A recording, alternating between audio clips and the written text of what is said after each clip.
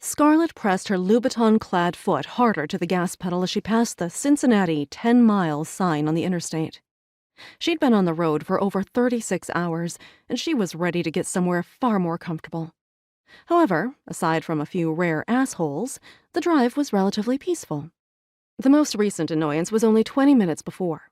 A broad fellow driving a giant white truck had cut her off before yelling out the window at her and then flipping her off for a mistake that was clearly his.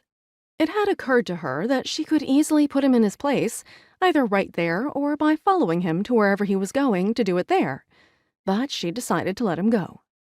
She was already irritated from being in an uncomfortable sports car for a day and a half without stopping.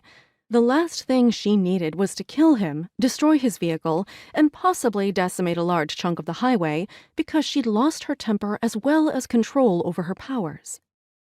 The next part of her journey required subtlety, and the news covering a mysterious and vicious magical attack would likely blow any chance for subtlety out of the water.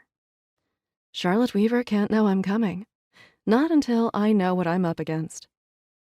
When the off-ramp came into view, she removed her red bottom pump from the accelerator and slowed. A contented sigh left her chest as she finally reached Cincinnati. Driving that long was something she never wanted to do again.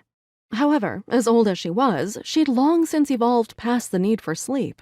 Her power alone was enough to fuel her. That didn't mean her ass agreed with her brain that she didn't require rest. Her backside had been relatively numb since around the 5-hour mark.